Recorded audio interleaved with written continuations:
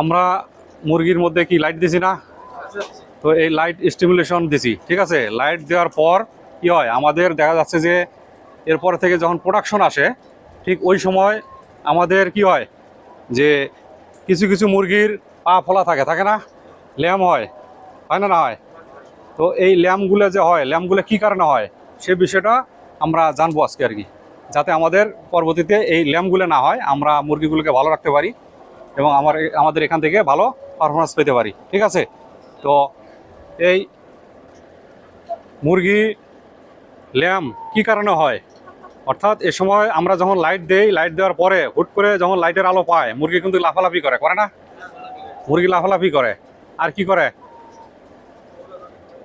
তো এই যে দৌড়াদৌড়ি করতেছে, উড়াউড়ি করতেছে, লাফালাফি করতেছে, এতে কি হয়, কোনো না কোনো জায়গায় যা গিয়ে আঘাতপ্রাপ্ত হয় না হয়?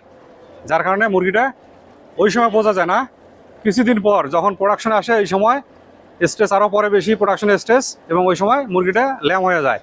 এছাড়া দেখবা যে আমাদের শেডের মধ্যে যদি কোনো ইনজুরি পয়েন্ট থাকে, ইনজুরি পয়েন্ট থাকলেও কি হবে, ল্যাম কিন্তু হবে, ঠিক আছে। ইনজুরি হবে, ল্যাম হবে।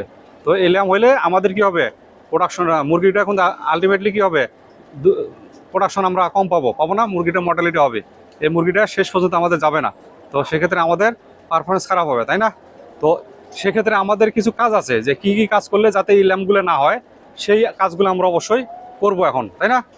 তো কাজগুলো কি করব, আমরা কি করবো, প্রতিদিন হাঁটাহাঁটি করবো শেডের মধ্যে।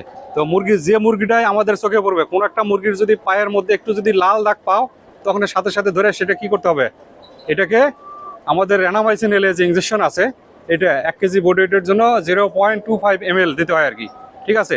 তো 0.5 ml করে যদি আমরা দেই, র্যানামাইসিন এলে ইঞ্জেকশন করে, আমরা যে মুরগিটাকে ইঞ্জেকশন করলাম সেটাকে আমরা মাথার মধ্যে একটু একটু মার্ক করে রাখবো। কি দিয়ে করতে পারি, আমরা জনসন ভায়োলেট দিয়ে একটু দাগ দিয়ে রাখলাম, তাইলে আমরা বুঝতে পারবো যে এই মুরগিটাকে আমরা ইঞ্জেকশন করেছি, র্যানামাইসিন এলে ইঞ্জেকশন করছি, তাইলে আর দ্বিতীয়ত আর এটা সমস্যা হবে না।